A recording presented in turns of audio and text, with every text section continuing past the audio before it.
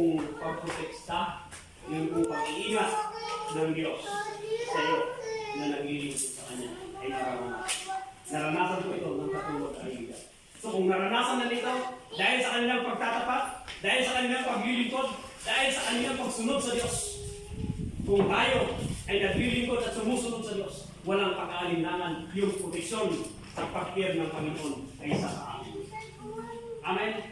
So kaya po sa umagang ito, pangalawa, God is faithful to care and protect those who will, doon sa susunod sa Kanya.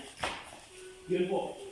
At makikita natin, God is always with you even in the hardest moment of your life.